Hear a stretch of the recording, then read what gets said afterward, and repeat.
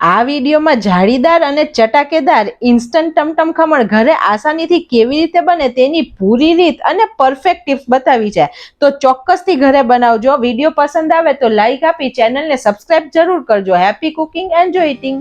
સૌથી પહેલા આપણે 1 કપ એટલે કે 200 ગ્રામ જેટલો કરકરો ચણાનો લોટ લીધો છે, જે આપણે મોહનથાળ કે લાડુ બનાવવા માટે વાપરીએ છીએ ફ્રેન્ડ્સ, તે જ લીધો છે. લોટને આપણે એક વાસણમાં લઈએ. 1 તીખું લીલું મરચું અને 1 ઇંચ આદુના ટુકડાની પેસ્ટ બનાવીએ. હાફ ટીસ્પૂન મીઠું ઉમેરીએ. આદુ મરચાની પેસ્ટ એડ કરીએ.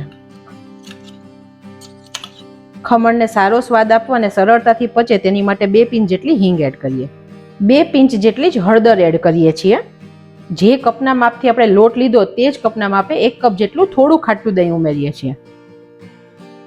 બધું સરખું મિક્સ કરીએ. આ ટમટમ ખમણ છે ને ફ્રેન્ડ્સ, તે સુરતના અને આણંદના પ્રખ્યાત છે. આપણે વાટીદાળના તો ખાઈએ જ છીએ, નાયલોન ખમણ પણ ખાઈએ છીએ. આ ખમણ ટેસ્ટમાં થોડા અલગ હોય છે. હવે આપણે દહીં સરખું મિક્સ કરી દીધું છે.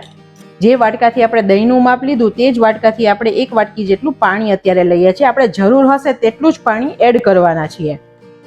થોડું થોડું પાણી એડ કરી અને બેટર બનાવીએ.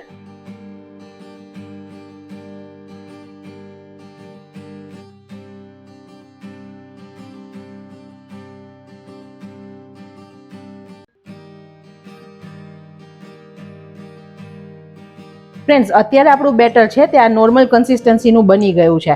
દર વખતે આપણે ખમણ બનાવીએ ને ત્યારે દાળ પલાળેલી હોય તો તેને રેસ્ટ આપવાની જરૂર નથી, પણ અત્યારે આપણે ઇન્સ્ટન્ટ ખમણ બનાવીએ છીએ તો દાળ આપણી પલળેલી નથી. જે ચણાની દાળ છે તે કોરી જ છે, તો તે હંમેશા પાણી શોષે અને પલળે. તો અત્યારે આપણે આને 10 મિનિટનો રેસ્ટ આપીએ. બીજી સાઈડ આપણે પાણી પણ ગરમ થવા મૂકી દઈએ. સ્ટીમરની અંદર આપણે એક સ્ટેન્ડ મૂકીએ છીએ અને સ્ટેન્ડ 3/4 ડૂબે તેટલું આપણે પાણી લઈએ છીએ. પાણીના ક્ષારના ડાઘા વાસણમાં ના લાગે તેની માટે આપણે લીંબુની સ્લાઇસ એડ કરીએ. આપણે આને ગરમ થવા દઈએ. જે થાળીમાં ખમણ બનાવવાના છે તેને ગ્રીસ કરીએ. અડધી ચમચીથી ઓછું તેલ લઈએ છીએ. ફ્રેન્ડ્સ, આમાં તેલ વધારે નહીં લેવાનું, નહીં તો નીચેથી ખમણમાં જાળી નહીં પડે. બેટરે રેસ્ટ કરી લીધો છે. આપણે હલાવીને જોઈએ તો પહેલાથી બેટર ખૂબ વધારે થીક થઈ ગયું છે, કેમ કે દાળ પલળી અને પાણી શોષી લીધું છે. હવે આપણે આની કન્સિસ્ટન્સી સેટ કરીએ. જે આપણે પાણી લીધું હતું તેમાંથી જ હજુ આપણે વાપરીએ છીએ. ફ્રેન્ડ્સ, આને એકદમ ઢીલું નથી બનાવી દેવાનું, નહીં તો ખમણ ફૂલશે જ નહીં. અને બહુ વધારે થીક હશે ને તો ખાતી વખતે તમને બહુ કોરા કોરા લાગશે. તો આપણે કન્સિસ્ટન્સી મીડિયમ રાખવાની છે. આ ટાઈમે તમે બેટરને ટેસ્ટ કરી અને મસાલા પ્લસ પણ કરી શકો છો.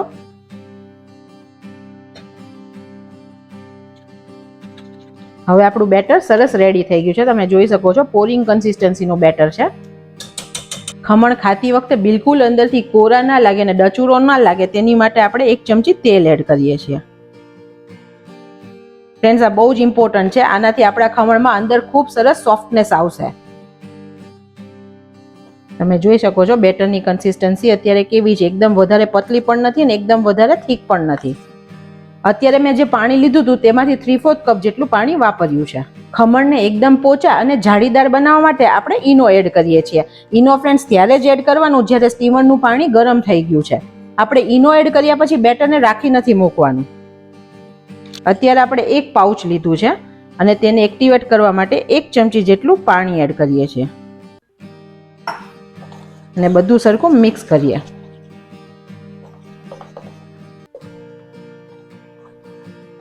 ઈનો નાખ્યા પછી આપણું બેટર સરસ હલકું થઈ ગયું છે અને ફૂલી પણ ગયું છે. આપણે તેને થાળીમાં લઈએ.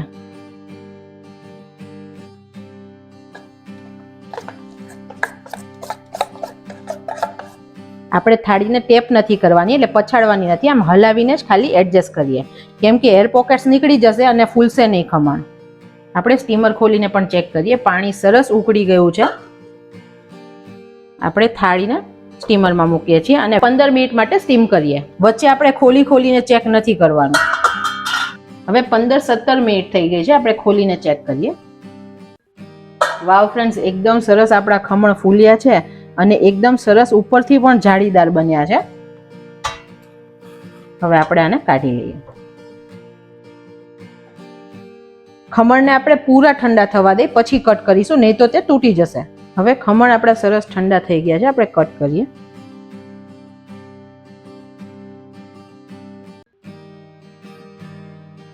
હું તમને કાઢીને પણ બતાવું કેટલી મસ્ત જાળી પડી છે, નીચેથી પણ એકદમ સરસ જાળી પડી છે.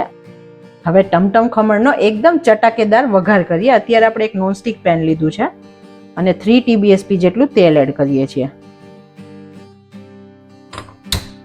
ગેસની ફ્લેમ એકદમ સ્લો રાખવાની છે. 2 પિંચ જેટલી હિંગ એડ કરીએ. તેલ આપણે વધારે અત્યારે ગરમ થવા જ નથી દેવાનું ફ્રેન્ડ્સ. 1 પિંચ જેટલી હળદર એડ કરીએ. 1/4 ચમચી જેટલો ગરમ મસાલો એડ કરીએ છીએ. અડધી ચમચી જેટલો ચાટ મસાલો એડ કરીએ છીએ. હવે આપણે તેની અંદર 1/2 ચમચી જેટલું કાશ્મીરી લાલ મરચું નાખીએ છીએ. જો તમને તીખું વધારે ભાવતું હોય તો અડધું કાશ્મીરી અને અડધું દેશી મરચું પણ લઈ શકો છો. ફ્રેન્ડ્સ, આપણે એટલા માટે તેલ વધારે ગરમ થવા ના દીધું, કેમ કે જો તેલ વધારે ગરમ હોય ને તો મરચું નાખતા ભેગું જ બળી જશે તેલમાં અને કાળો કલર થઈ જશે. આપણે તેનો લાલ કલર જોઈએ છે. તમે જોઈ શકો છો એકદમ મસ્ત તેલમાં કલર આવ્યો છે. મસાલો બિલકુલ બળે નહીં અને ખમણમાં સરસ કોટ થાય તેની માટે 1 ચમચી જેટલું પાણી એડ કરીએ છીએ.